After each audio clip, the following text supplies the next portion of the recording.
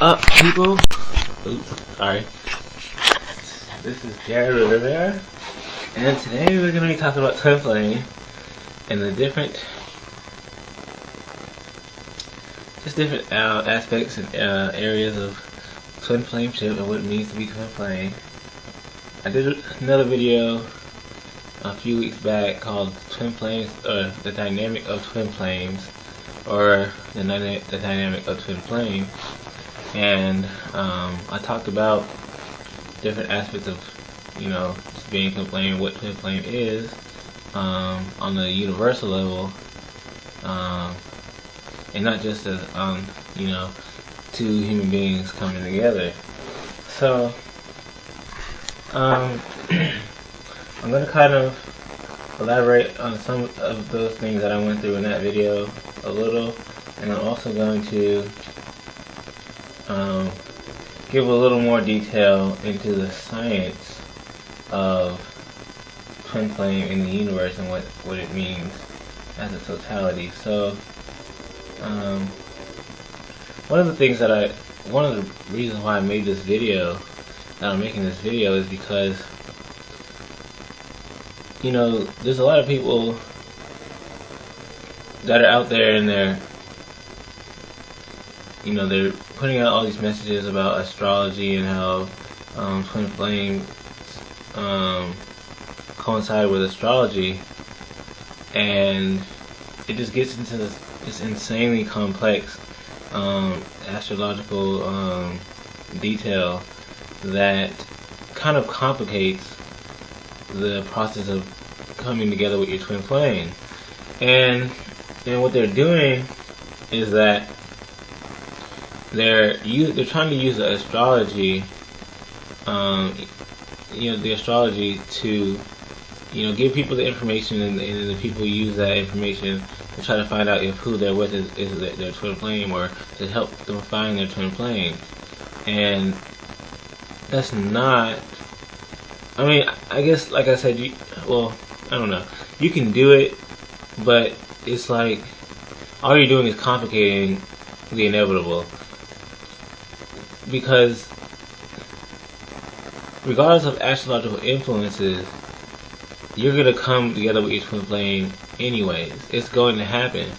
There's nothing that can stop it from occurring. At some point in time within the whole eternity, the cycle of eternity, you're going to come together with your twin flame. If they're on the planet Earth, you're going to come together with your twin flame. There wouldn't be a reason for them to be here if you're not going to come together with them. So, and twin flame is not just some willy-nilly relationship that just happens either. It's something that, that we plan, and I guess the higher realms plan for very real, pertinent purposes on the Earth. And so, when it comes down to your very existence, your very being matches this other being. And so you literally are one, and there's really never any separation between you. And the universal law of attraction is what brings you together. And it goes down to, every single particle in your body is the equal opposite of that person or being. And equal opposites is what twin flames are. That's the nature of twin flame. So it goes down to your neurological makeup, the frequencies of energy, the cellular neurological networks in your subconscious brain, subconscious mind, that you inherit from your higher self when you incarnate here, and in your chemical makeup, as far as the cycles of DNA, chemical particles that rise up into your brain, into your neurological system. These cycles that are occurring in your body are what the universe is what Source uses to create the law of attraction, or rather to manifest your reality. And so, your twin flame is encoded into this, these processes, and so, like I said, no matter what, you're going to absolutely come together with your twin flame, no matter what. They are encoded into your very being, and so there's really no reason to look for them. So what the astrological part is for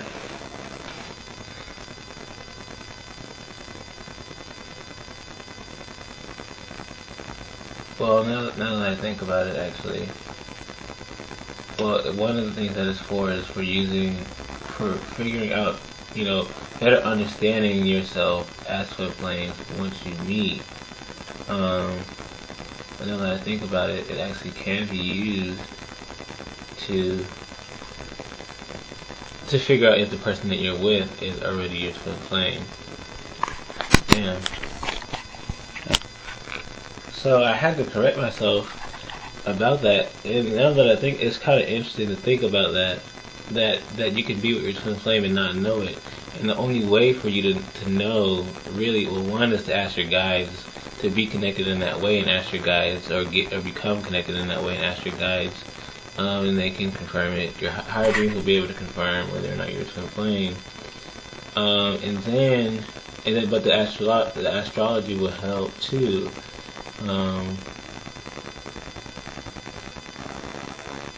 That's interesting. Because twin flames are because the way I think, because I guess I'm taking my situation for granted, in the sense that for me, it was just told that my twin flame's on the earth, and we'd be meeting at a particular time, and her name was given to me and everything. And so, and then I learned through reading and through this experience and through my higher self that, twin flame relationship is the ultimate relationship, where it's just like nothing you've ever experienced, which is something that people can kind of confuse with just being in love, being head over heels in love or whatever, and they, everyone, they fall in love and they say, I've never felt this before, or whatever. And it's kind of like twin flame is kind of, better than that. I don't want to say better. But it's not really. It's on another level. Twin flame is more than that. I never felt this before. Twin flame is like, I'll never feel this again. Type of thing. So, so that is interesting. So I guess that's what the astrology is for. But regardless, you're gonna meet your twin flame. Anyway, it's just gonna happen. So let's get into this here. These different facts about being twin flame. So here we have this black circle, and it is representing source. It is representing pure source, pure consciousness, the field of pure potentiality, whatever name you give it, the truth, God, and all that. This is a perfect intelligent field of purity, and that has created and maintains all things. And so, this field here is representing, is the perfect twin flame. It's the perfect twin flame of its own self. This is the perfect masculine and feminine being, which twin flames come down to masculine and feminine energies that are equal and opposite to one another. So obviously here you really can't decipher any, appearances of masculine and feminine or duality at all. So we're gonna split this up. and we'll say that one side is masculine, the other side is feminine, and you know, they're perfect equal opposites. But just like I said, it's really coming down to like a paradox thing where, you know, each side can be either. So, you know, it's just perfection right there. And then we're gonna move on to, is it this one? I believe it's this. So, see, we have these two circles, and let's say that these are, well, they can be different things, but we'll start here. Let's say that this is representing that same black circle as source, but now there are energies that are manifest within that circle, or within that field. And so we'll say that one of these sides is masculine and the other side is feminine. But again, you know, they can both be either. This can be masculine, this can be feminine. But when it really comes down to it, in truth, masculine and feminine are actually one, and there really isn't any masculine and feminine.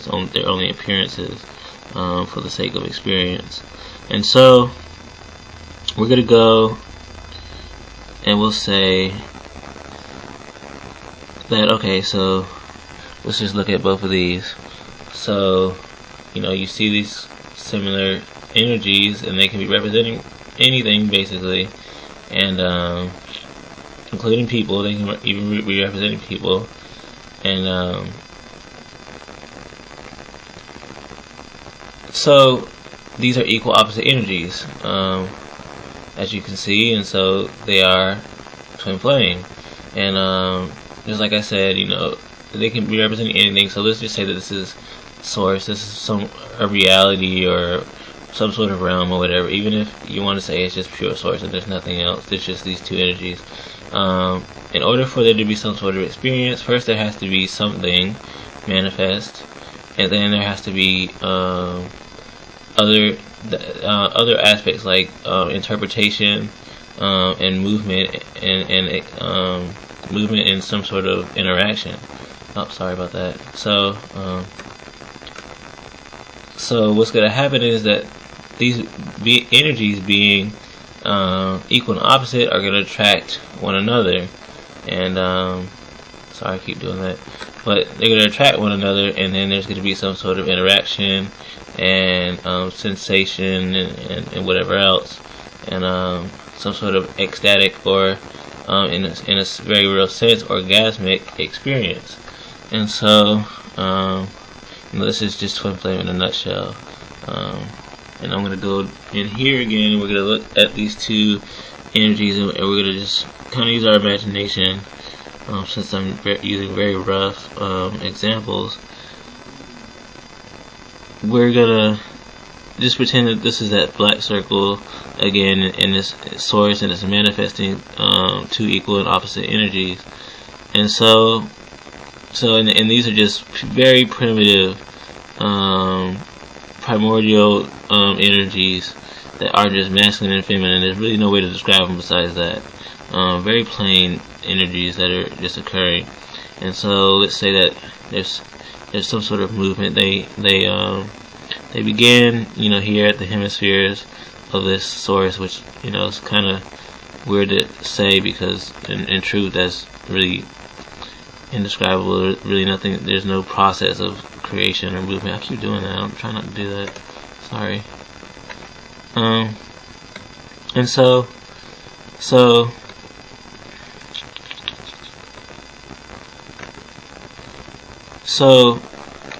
these energies, you can say that they move from, you know, these hemispheres, and they fill this space, and then they connect together.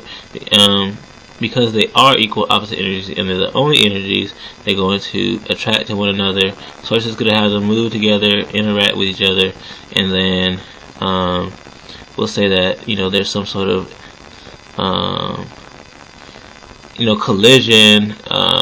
The reason, you know, when they collide,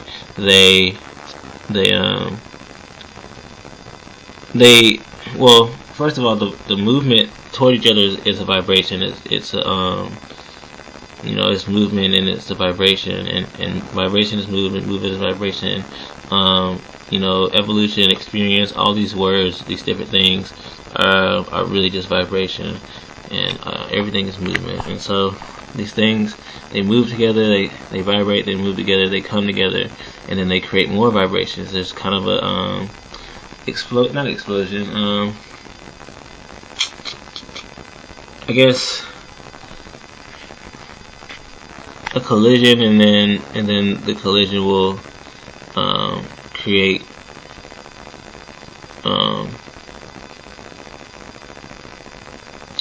a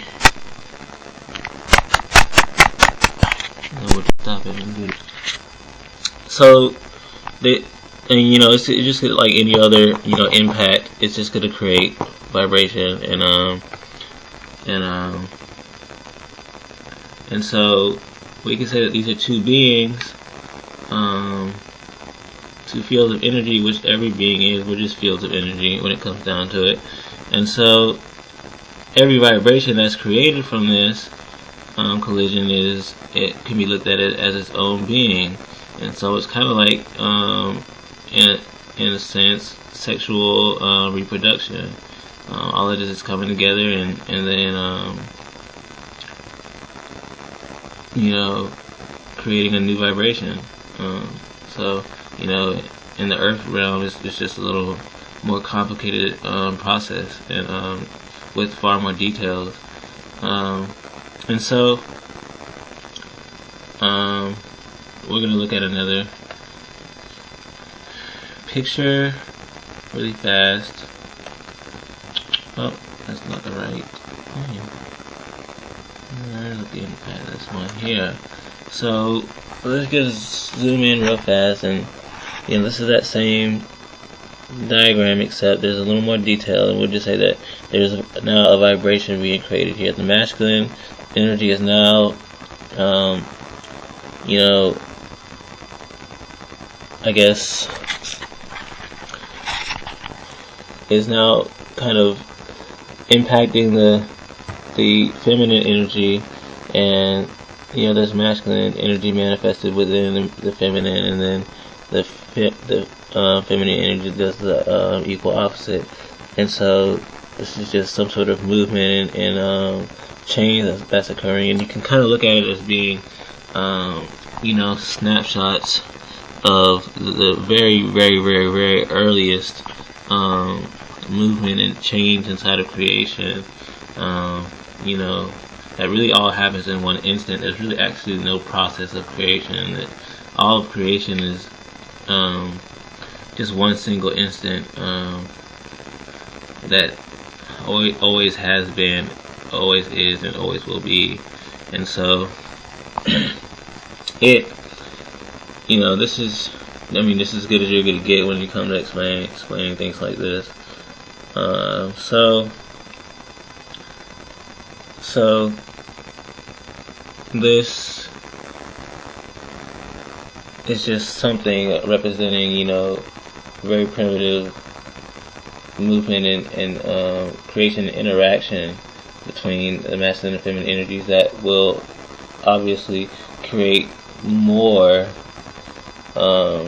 experience, optimize the level and I guess detail of experience that is happening within this field that is that this creation is contained within. And so wherever you see these this blue with the blue inside the red, there's some sort of experience going on here. Happening here. You can even look at it on very many levels. You can look at it on very many levels as microscopic beings that are energies that are interacting with each other, or energies in the fourth dimension, or any whatever higher realm interacting with each other that may be masculine or feminine, and creating some sort of new experience for themselves by interacting with each other. Or you can even say this is super far zoomed out in creation, and looking down on creation, and there could be galaxies or universes, potential realities, timelines occurring in these lines here, and the same, the equal opposite of that going on with where the red meets the blue. And then, there's so many ways you can look at it. For example, you could say that this entire thing is two hemispheres of creation, where one side is the feminine side, a very feminine side of creation, where you're gonna have all this creativity and very right brain type thinking, and really no logic or rationale at all, and over here you can have this very masculine type thinking, where it's just going to be it's all going to be about science and left brain type stuff going on, and there's going to be very analytical, mathematical thinking going on in this realm, and very just masculine everything going on, war and whatever going on over here. I mean, this would probably be like hell, and this would be more like heaven. There would be a lot of peace and joy happening on this side, and then they're interacting, sources creating them, causing them to interact, so that there's a mixture of experiences, more optimization of the experiences, and then eventually it will become more and more detailed until you have a reality like this, where you have all sorts of different masculine and feminine energies that are all within one reality that are interacting and creating a very detailed experience. Everything in this world can be looked at in a sense, in an illusory sense, but in a sense, masculine and feminine. What it comes down to is, circular things are feminine. Roundness and smoothness and curves and things like this would be feminine, and straight and narrow and blocky and square and stuff like that. That would be considered masculine. And then it goes into other things too. But when it comes down to it, everything's really both. There's really no, and it goes into comparison too, where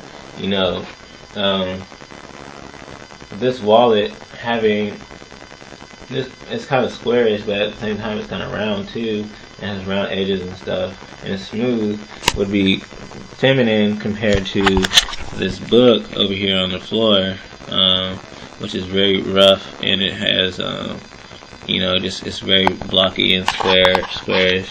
And then if I had a ball or something like that, it would be feminine compared to both of those. And I could have a volleyball, which would be feminine compared to a basketball, which would be masculine. So they're both, it goes both ways. And there's just so much that I can say. But so again, we're looking at this same thing, which is the same thing as this, except it's just more detailed. You just have more interaction of the masculine and feminine energies going on, and like I said, there could be universes happening within this or whatever else going on, and just the best I can do with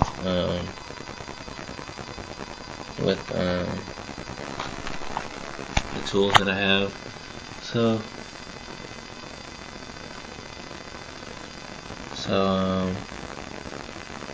let's move on to the next part. I'm gonna click here and hopefully I got the right one. Nope, I got the wrong one.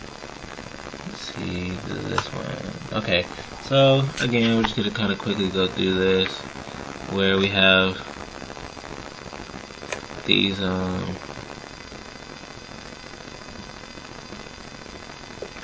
different energies that are representing whatever they represent. It doesn't matter what you get they are, but one is masculine, one part is masculine, one part is feminine, and we're looking at this like it's a vibrational wave, some sort of energy, whatever it is, and it's they're connected and they're interacting. They've obviously come together, they're interacting, and then I complicated it, and I made it this kind of circular thing that's going on just to show a more complex being. That's happening right here, and then and then I zoom out, and you have another being that is the equal. They look pretty much exactly the same, but they're actually, if you look closely, they're equal and they're opposite to each other. And so these twin flame energies, and if they were to come together, then there would be some sort of ecstatic and orgasmic experience, and whatever else. And so we can even further complicate that to say, these within these strands, or whatever this being is, within this, if I could really zoom into this, you can say that this is made up out of very many particles, very many spheres or whatever else, and that this is actually far more complex than it looks. And so there can be a lot more going on. And again, you just have these equal opposite things, so they're twin flame. And then I'm just giving you different examples to kind of give your brain something to have a foundation on, to imagine. And I guess I don't have the terms for it right now. I wish I did. It's just kind of food for your brain, so that later on, as you go on in your realizations of different things in your life, it'll kind of just give you a visualization to kind of complete those realizations, or help with that. And you might see what I'm talking about either during this video or during your lifetime. So let's see. Okay, so this again is the same thing. It's just I'm gonna go a little bit farther with this, where you have source here. Let's just say that this is source. This is this very center. This is the center of everything, which is literally in the center of everything. It's in the center of all of your atoms and all the particles within your atoms, and the center of your chakra system, and it's in the center of everything. Everything is really the center. It's really kind of paradoxical, but it actually is. And so let's say that that this is source, and it has created these two energies, and there's the only two energies that exist. And so you can't really just have energies just being there and just sitting there. I mean, it's really just kind of pointless and not doing anything. So there would be an experience. So what source is going to do is, source is going to create some sort of laws, or laws, and then one that they're going to be moving, that they'll start to move in some way or another, and then source is going to have them come together so that they can interact with each other to optimize the experience. And then to further optimize it, he's going to create a sensation. So there's going to be some sort of a sensation that's going to happen when they come together, and then they're going to be, let's say that source causes them to spin. It makes them spin around as they come together. Why? So that they're not just coming together and touching, but they're actually moving now. They're doing something. So this is just like us in our world, where we walk around, we do things. That's us spinning, and our interactions with people are just the coming together, the attraction, which everyone in your life is there by the law of attraction, and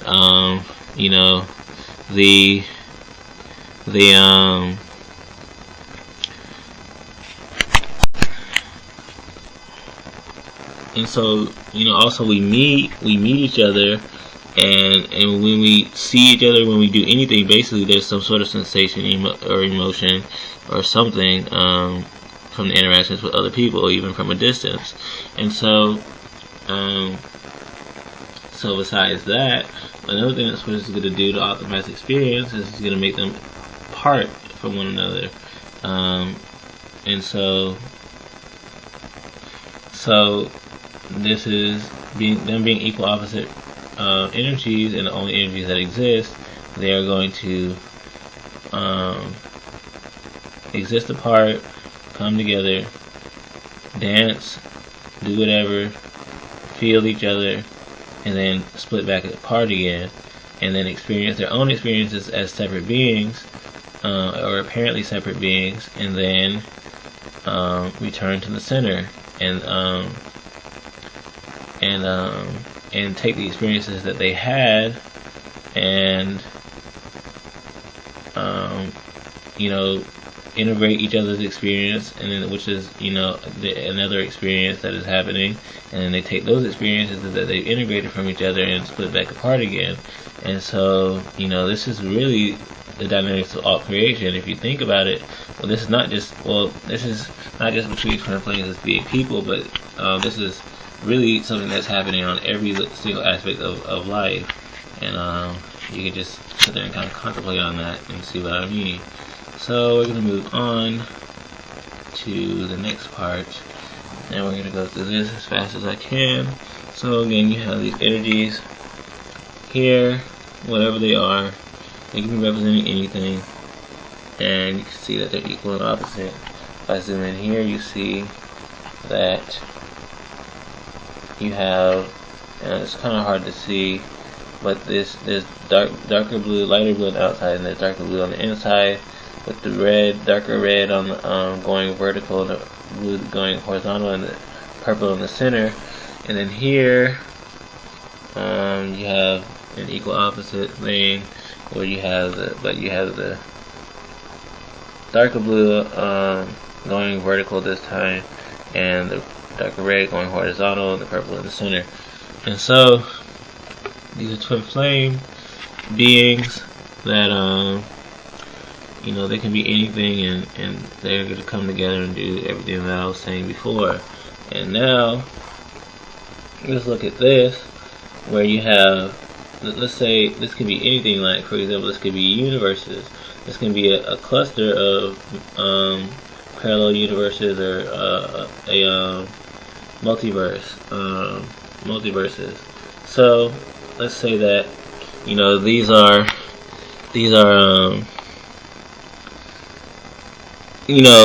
all somehow, some way, different universes or something. Just different layers of different universes. We can even say that these are 4 universes that are all interlocked at some point, and these different colors of white, blue, and red are some sort of connectedness yet separation between these universes. So this one universe here has 3 different aspects to it. Whatever. It could be, the red is when the universe was more masculine, this is when the universe is more feminine, and the whitish part is when they were more, they're both integrated as far as being, both masculine and feminine. So that's the higher version of that reality, when that whole universe as a totality, all the beings within it and everything has spiritually progressed. And so that's the higher kind of version of that reality. And then just these different things that you see going on here are just just different interactions between these universes that coincide with each other. And so this is a cluster, and then there's this other cluster over here that is the equal opposite, and it is the twin flame of this cluster of universes. And so at some point, somehow, through whatever awesomeness that the source has, which it can do absolutely anything, it brings the universe together, and then their experiences are integrated into each other. And so I wouldn't doubt that there's something at least close to what I'm describing here actually occurring within creation. And so and then I gotta go into this. Let's bring them down to being some sort of molecules. So now this is something like atoms or some sort of molecules. And atoms are molecules, and we kind of generalize them as being atoms, and the world just being a bunch of atoms, but it obviously goes down lower than that, because there's subatomic particles, and then there's subatomic particles, and blah blah blah, even lower than that. And so by default, really,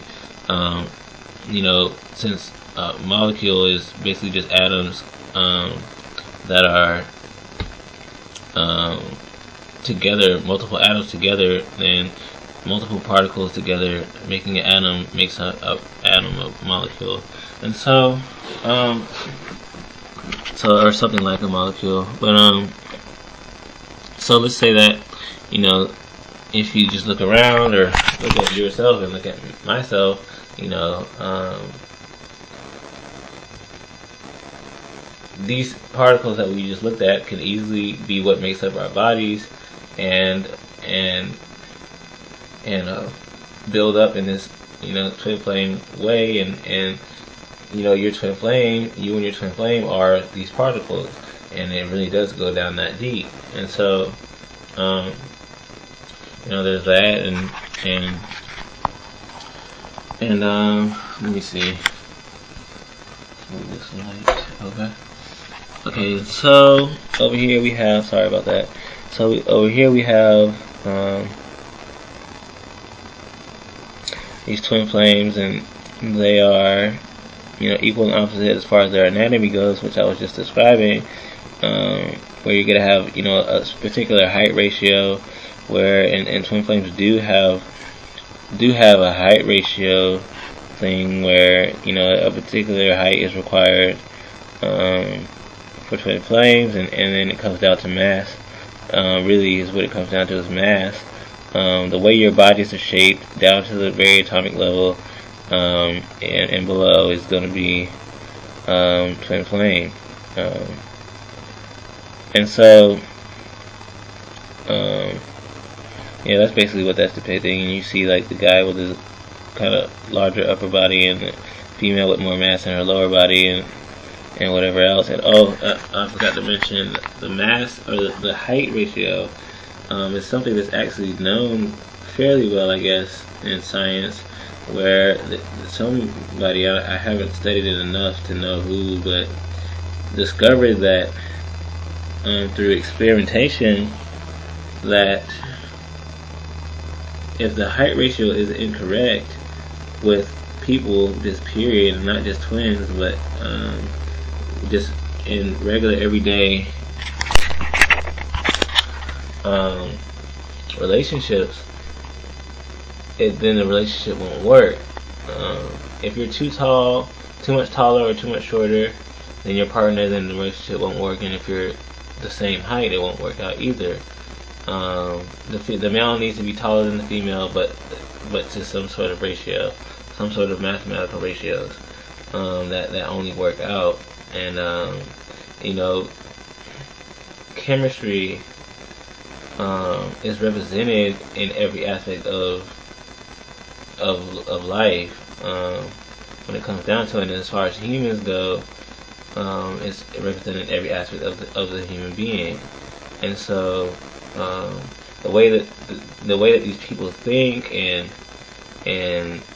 deal with certain situations, and I mean, whatever else is going on in their brains and in their hearts, is going to have something to do with their height ratio. Or you can look at the other way, the height ratio has something to do with all these other things. And so the height ratio thing is actually a very real thing. So it's just kind of like an easier way to decide whether or not you're going to be with someone forever, because no matter how much you think you love somebody, it's not going to work out, because it doesn't come down to some sort of thing that you can try to do, or try to create and project.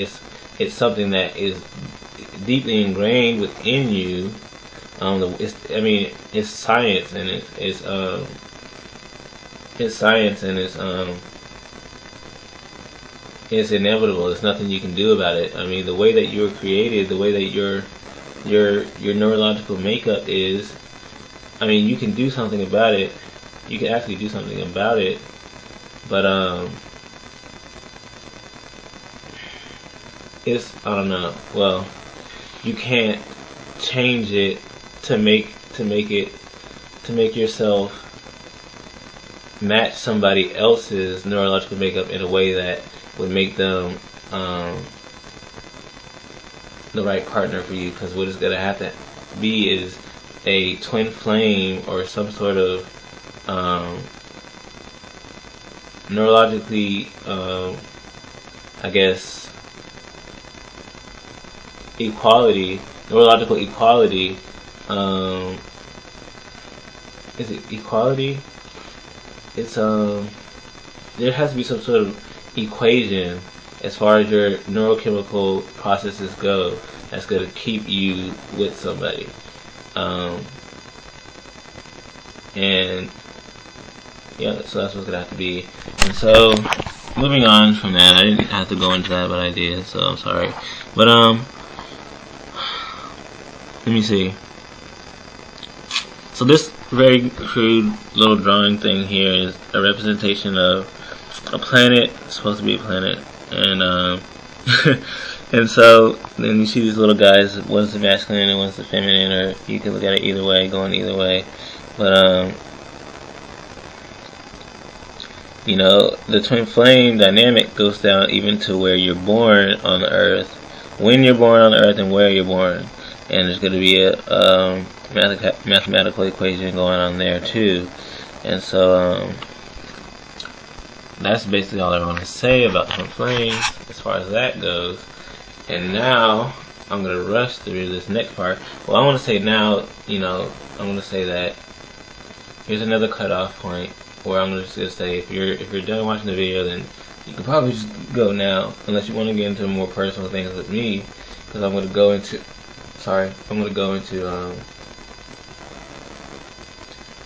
you know, just more kind of personal things with me and my twin flame. His name is Angelina, and we're not met at this time. I was told about her in very great detail by the higher realms, and so she's known about me her entire life, but I've only known about her for about a year and a half, and we're supposed to meet soon, and so that's another video for another time.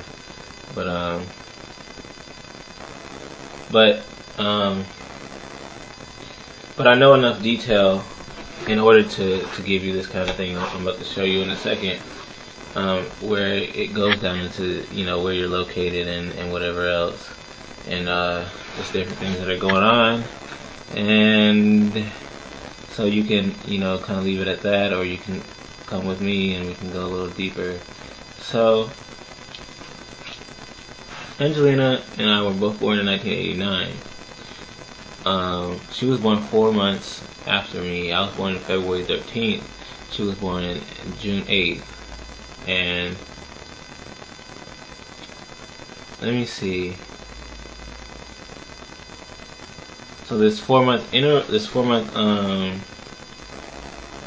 period between our births is actually an important thing that occurs throughout our entire lifetimes. And so we are equal and opposite in every aspect of our lives, every area of ourselves. She grew up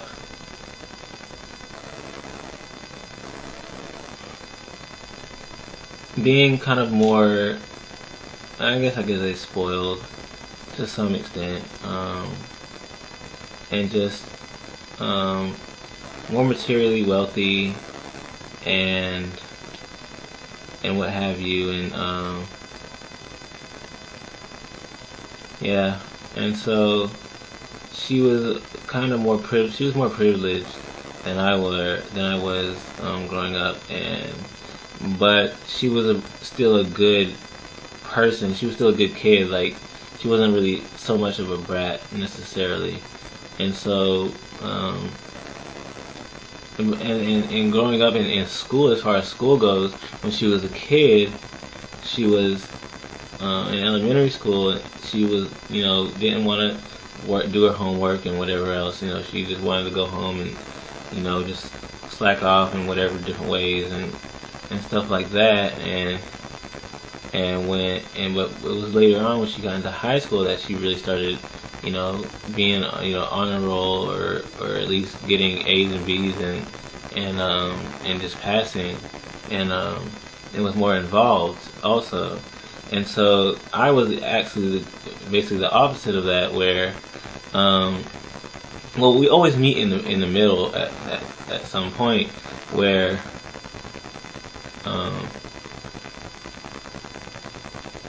where, you know, I was less privileged, but really not really, because just like I was saying, she was privileged, but she's not like she was rich or anything like that.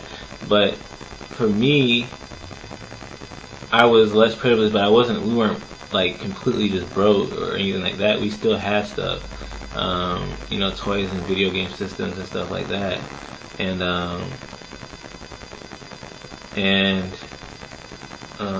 but again, I was more of a brat than I really should have been, you know, growing up that way. But at the same time, I was still humble, and you know, still humble, or at least you know, I became humble. I recognized that I was humble at the same time. And so there's kind of a balance of those two going on with both of us. And but for me in school, I was really very good in you know, kindergarten through fifth, and then sixth grade it just went downhill. And she got her first A. Well, she started to pass, not her first A, but she started to pass, and in sixth grade. And so, let me see.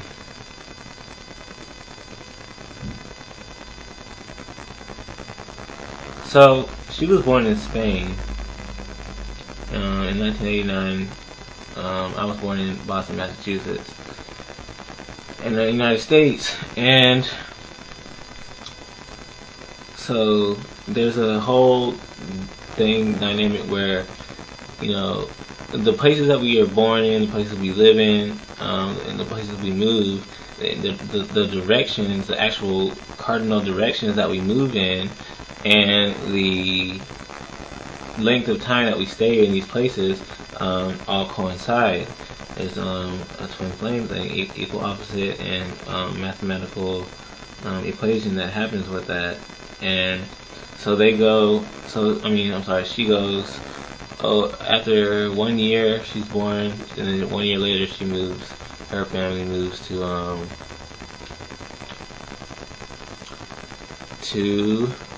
Texas, and she stays there until I don't know. There's a lot. There's a lot going on. I know there's a lot more going on, and there's a lot more to know. Because I channeled most of this, or all of this information, and like the really detailed details I don't know, and I haven't channeled yet. So I'm kind of giving these generalizations right now. I'm not going to be able to do what I really want to do, is really go and really kind of prove, in a sense, all the things that I'm saying. But I'm really just going to have to kind of let you go off of faith of what I'm saying. And so she lives there until, well, she continues living there, and when I'm 4, so this is 4 years later, or 3 years later after that, I moved to Georgia. And so, like I was saying, there's a 4-month thing that happens, that keeps appearing in our lives, and then there is a 3-year thing that occurs with us. And so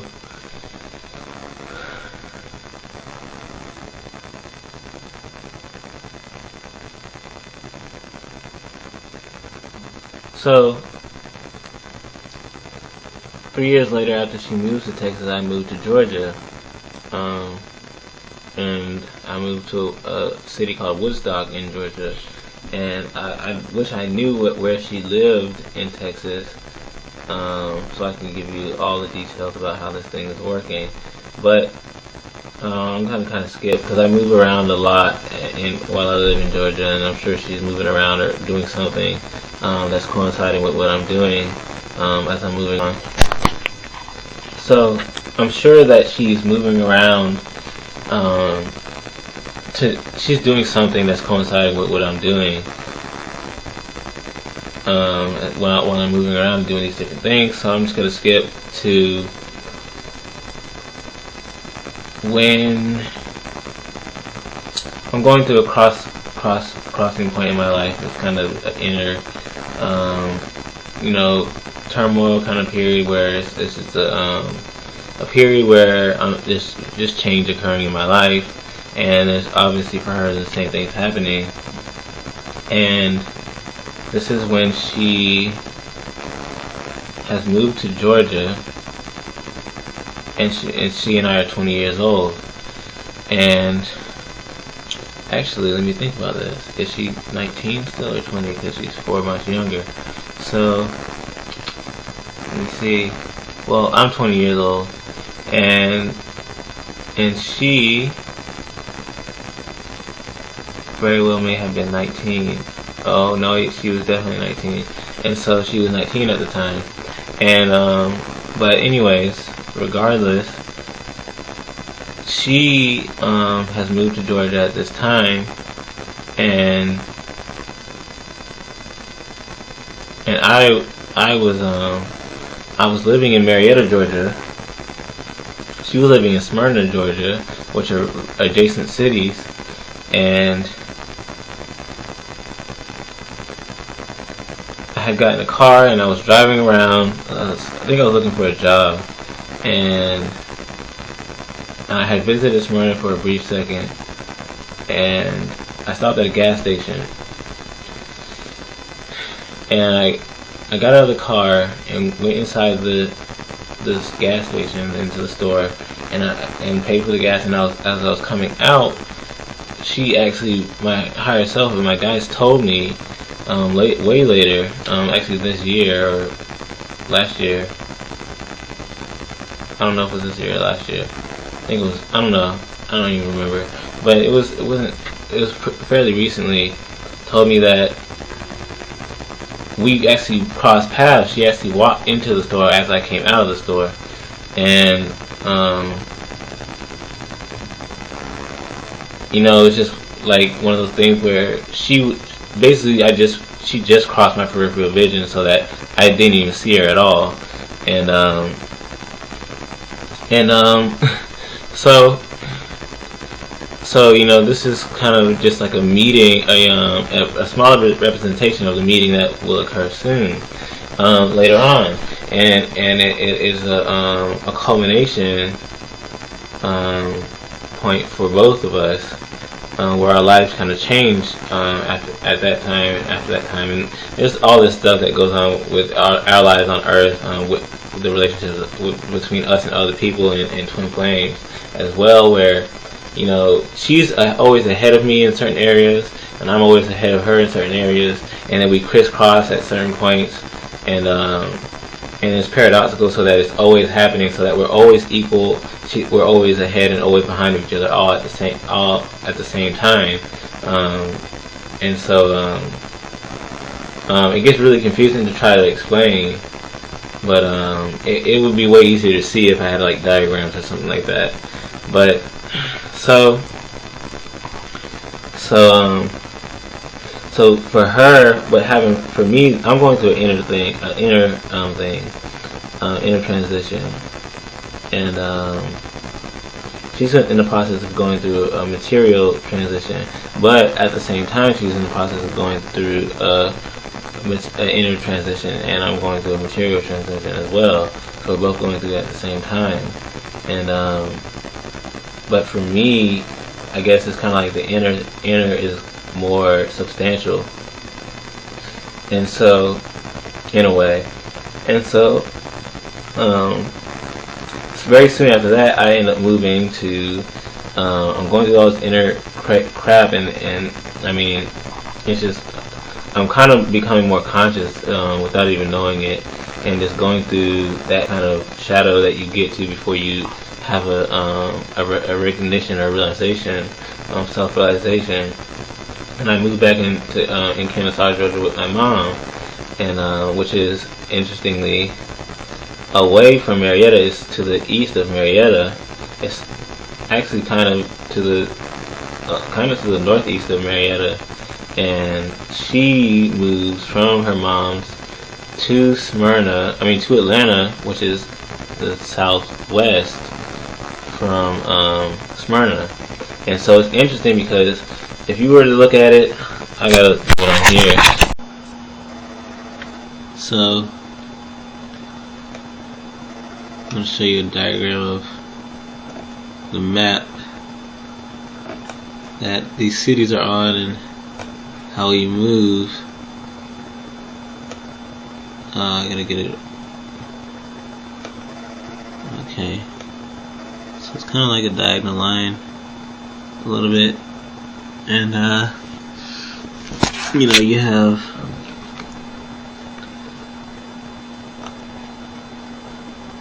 Smyrna being here, Marietta kind of being, you know, here, Kennesaw here,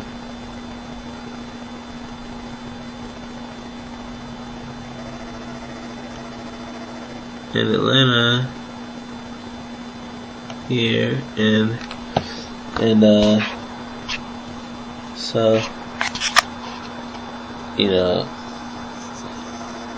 she's here and I'm here, and then we, you know, and then we move apart. So she goes down here and I got her here, so it's equal, it's opposite.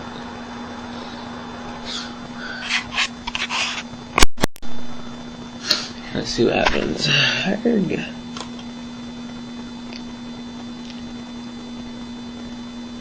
To Atlanta, and so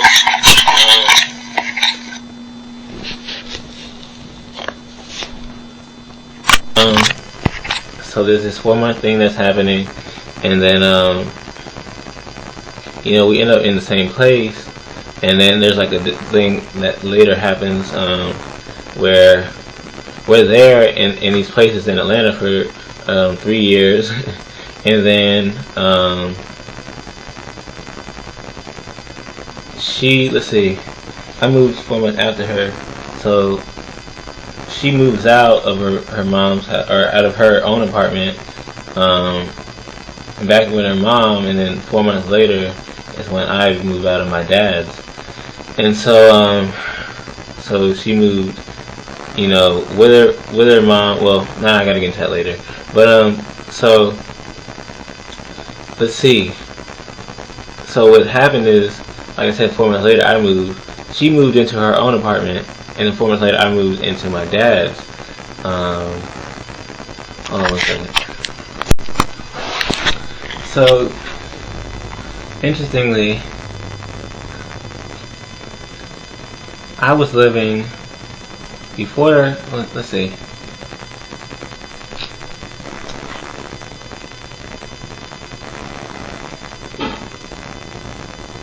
Yeah, I lived on my own as a teenager, and then moved back in with my parents, and she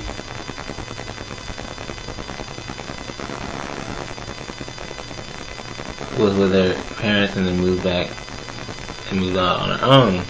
And so we're there for 3 years, and then 4 months before I move out, she moves out.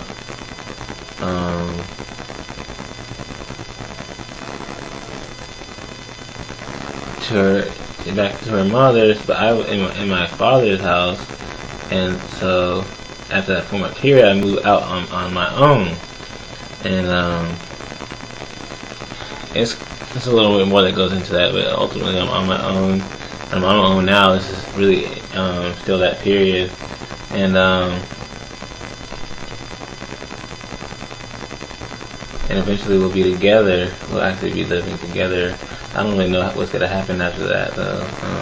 After we meet, I don't know what's gonna go on, but we'll see. So, anyways, there's just this crisscrossing and whatever else that's occurring, and you know, it even goes down to, you know, for the 3-month period, that 3-year period that she was here, she was, well, I would say 2 of the 3 years, or actually 4 years. So for 3 of the 4 years, she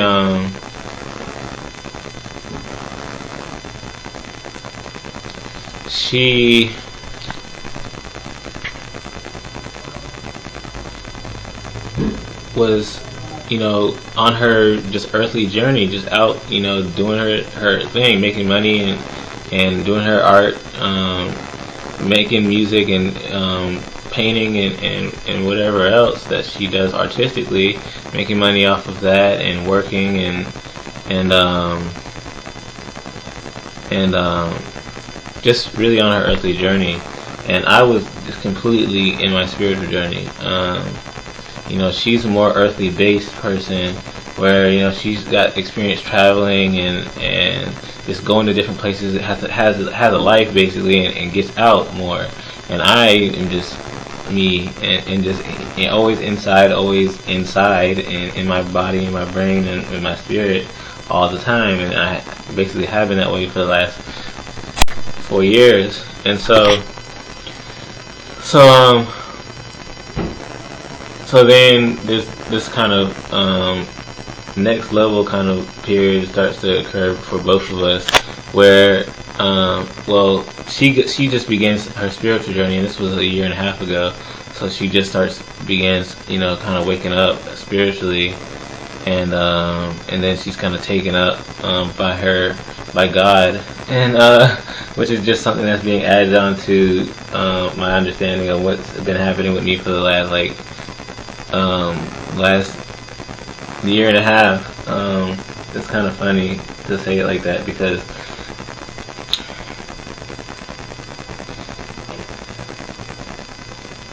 we've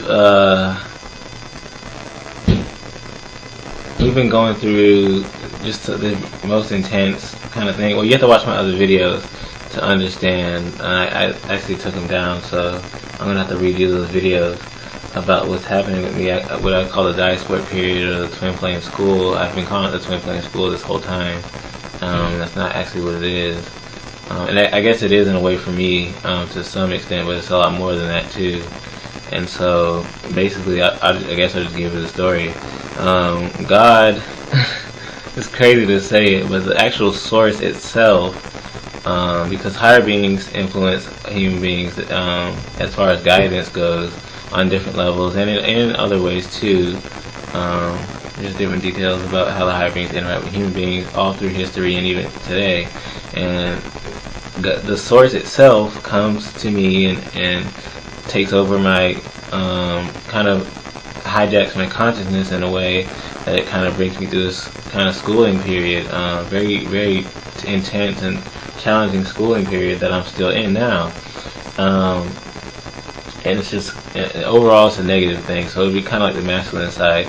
And then God does the same thing to her on her side, but what it does is overrides your vibration and overrides your reality, so that it's basically your reality is no longer your reality, so that what you're putting out and doing and the way you feel and are is being reflected to you, but it's just whatever the source is intending through you, that's what your reality is. And so it does the same thing with her, but it takes her to a higher level, the feminine side, and does the equal opposite thing on her side. And so that's where she is now, and that's where we've been for the last few years. And in her world, though, she still has the ability to be material, in a sense, and she's just getting all the perks of being in this very light and loving, very just generous and awesome world, where she can just enjoy herself in that sense and grow spiritually at the same time, just from being on a spiritual journey and being around these loving beings and being with the source in that higher sense. And then there's other things that go on too. And then for me, I'm experiencing basically the complete opposite of that, where I'm growing still intensely spiritually like I was before, but I get to kind of experience the world or go out in the world, but the opposite, because basically what happened, let's see, I don't know, I guess I just started interacting with people a little bit more, and blah blah blah, and then later on I was like homeless, and so I was kind of really just out there having to get up and walk and just get my life together, get a job, and do basically everything. Basically, start from square one, trying to get my earthly life in order because I focused on spiritual so much. I didn't have anything. I was basically having to be sustained by other people, my parents and my dad in particular, and my good friends, for money and groceries and whatever else, because I was so inner that I didn't have any stability or foundation as far as the earth goes. And so I went through that, and I'm still going through that to some extent. So there's equal opposite going in every single aspect of our lives. And so, like I was saying, let's go back a little bit because I kind of skipped over things. When we were living in these buildings, when we moved to Atlanta, I lived in a place called the Mattress Factory Lofts with my father, and she was living on her own in a place called the Stacks, which is a loft building, and they're right by each other. They're actually, I didn't know that she was there until later on, but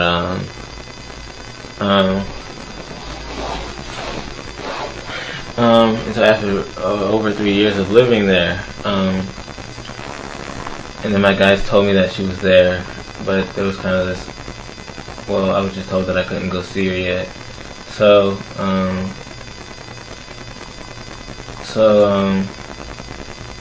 these buildings are interesting because we end up living in buildings that are perfectly representing ourselves.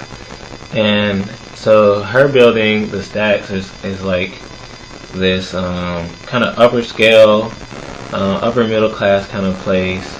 It's more expensive than the Mattress Factory. It's more expensive looking than the Mattress Factory. It's very well maintained, beautiful red brick building. That is, the landscape is all well mannered, well maintained. You have, like, if you just look at the structure, it's just majestic looking. It's a nice looking building, and it has these huge smokestacks that they just make it look like a palace almost, kind of, in a sense. And like a modern kind of down to earth kind of palace place. And but at the same time, and that's like a, well, like I was saying, the way she grew up, it's a representation of a side of her. But at the same time, there is this, really down to earth kind of environment that goes on in these in what they call lofts, which are usually very artistically oriented places. And so there is that side of it as well, but it's more upscale and less of the down to earth side. And then there is the artistic environment that represents the artistic side of her, which she is an artist, and so in more than one way. And in my building is my very humble kind of palace, where both of these places are pretty popular locations in Atlanta, and they're right outside of downtown, and it's a smaller building.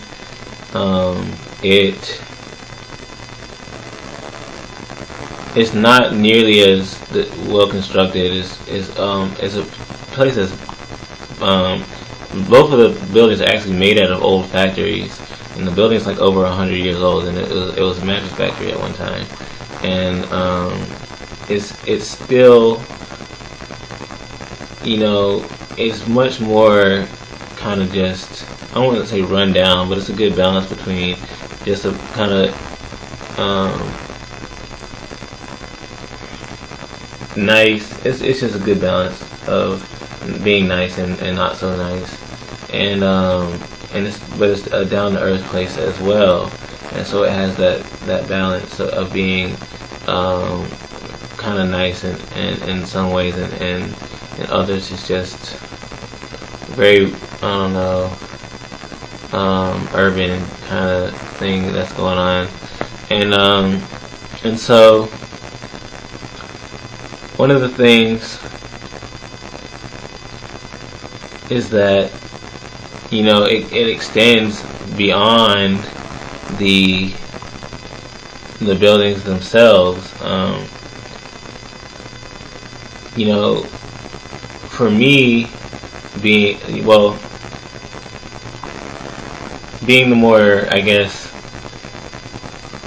Oh, I forgot to say that the Match Factory is a very artistically oriented place too, and it does. And I'm an artist as well, and it does represent me very well. The way that I grew up, you know, humbler, you know, growing up, and just everything about my life was kind of represented in that building. And so, let me see. So, and then it even extends out farther. If you go to the top of my building or her building, you can look either way, and you can see the other building. And you know, it's, you know, one building here, then the other here, and then in between is this, you know, this large cemetery that's in the middle, and then right in front of that is a train track. The transit, they call it the MARTA in Atlanta. The MARTA train track transit station, and then right beside that is the freight transit system, or freight train, or the freight railway, and so it's just like there's this barrier that's there in front of us, and then the cemetery and kind of the train track too is this barrier that's in between our palaces, and so so it kind of separates us, just like how we're separated from each other. And then, you know, if you look over to the east or to the west of my building, it's you know, there's downtown, it's right there, and we're closer to downtown on my side, which is more of me. It's more, you know, representing just us growing up as we're not really ghetto, but we kind of are at the same time. Really just, I don't know what word to use, but we're just kind of really down to earth people, me and my family, and just have a good balance of that. And so when so you have downtown over there, and then to the east, and then to the west on her side you have a place that's called Emmon Park, which her building is closer to that side of Atlanta, and so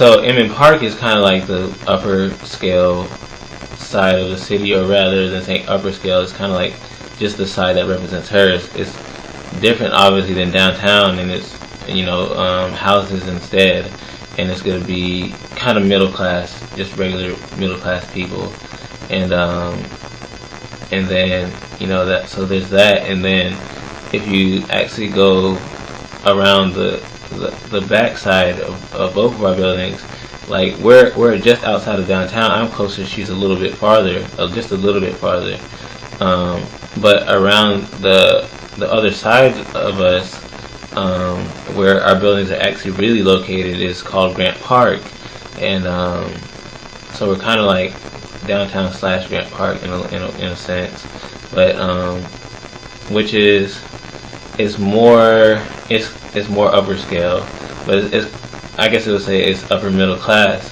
And so you know, we have these two buildings that represent us, and these two locations that are near us that represent us. And then, you know, Grant Park is where you would have, you know, just the average kind of person that's, you know, not even close to poverty or anything like that, and that represents not quite where we are or how we grew up, but what we can become, easily become, and what we, in a sense, deserve. It represents kind of a side of ourselves that's kind of in the back of our minds. That's kind of, it's kind of there inside of us, where we could easily blend in with those people because we are good people. I'm not to say that people in other places are not good people, but we are good people, and we're smart people. We we're intellectuals. We're not in the crimes and whatever else, anything like that. So our whole area is representing us, and we fit in really anywhere pretty much. And so we get this whole thing where this is kind of what we deserve or where we could be, and we can fit in there, but we're more in the forefront, where the action is, where things are actually happening over in downtown, where where the streets are, in the streets, where all these different people are just walking around in the streets and things are actually happening. And if you go over to Inman Park, it's basically the equal opposite of that, where you have 5 Points over in Atlanta, and you probably don't know what I'm talking about if you don't live in Atlanta. But 5 Points is like it's just a very busy, kind of pretty popular side of in Atlanta. So like everyone knows 5 Points, and then over in Inman Park is Little 5 Points, which is kind of, you're gonna find way more black people in Little 5 Points, and in 5 Points, and you're gonna find way more white people in 5 Points. But they're both kind of hip kind of places, and that are very well known. And so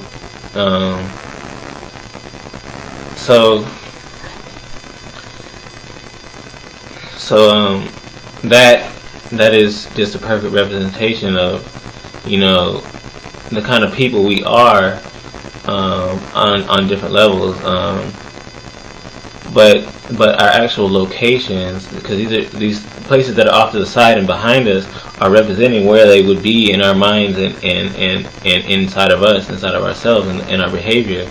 And because I do have a past of just being very, I have a criminal past, and I have a very kind of rough, kind of minded, trying to be a thug and all that kind of stuff past. And I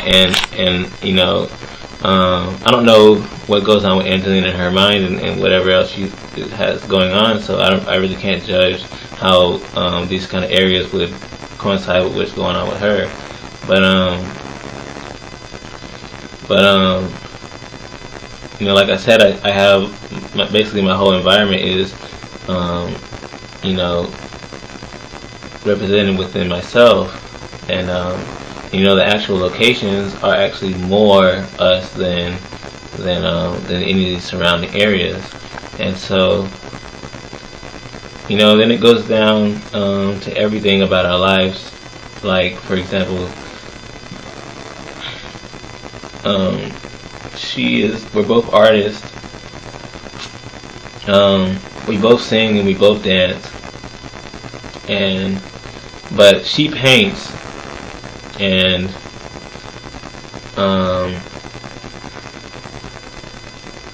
she paints and she does poetry. I don't paint, but I do poetry. And what I know there's an equal opposite thing there, where she is, I remember now. I remember one part is that she is already very well trained in what she does. She's already been on stage and traveled and performed on stage and things like that. She has already had choreographed performances and whatever else that she's done, and and recorded songs and things like that, and has this, or at least, has been in studios and stuff like that regularly. I've been to studios, but not really, not truly, really. But I've been on stage too, but it's just kind of like little local open mics and stuff like that. And so basically what I'm saying, she's more well established in that area, and I'm not, and but we're both artists, and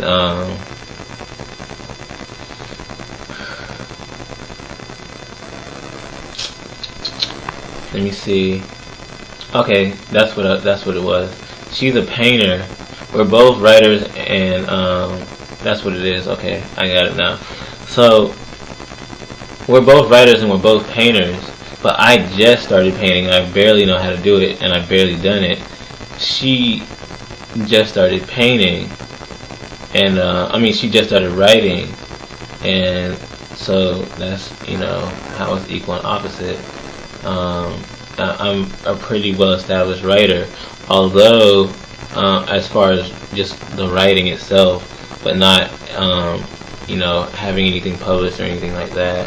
But she on her side of it, my artistry is just all just here. It's just basically put away, and I just have hella art that's just sitting there, and hers is actually doing something. It's actually circulating in the world. She's actually sold art in different places, and stuff like that. So she's more established in the world, even as far as her art goes, and I'm more established, or I'm far less established that way, and so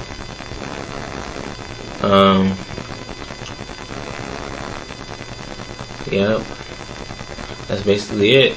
As far as I know, I know that, well, there's a lot more actually now that I think about it, because it goes to the planet that she was incarnated on before she came incarnated on the Earth, and just a whole huge story that goes with that coincides with me on the Earth, and us on the Earth, and our families on the Earth too. So it's just a huge thing that goes along with that, and the Earth and another planet being kind of twin flame, in our solar system, and their solar system being twin flame star systems and stuff like that. So anyways, that's just basically what I want to say. I'm sorry for all the just kind of discombobulation and whatever else that's been going on during the video. But I hope that you got something out of it, and I hope that you enjoyed it to at least some extent. And I hope that your journey is well, regardless of if your twin flame is here or not. And just enjoy your lives. Much love to you, and I do very much so appreciate it.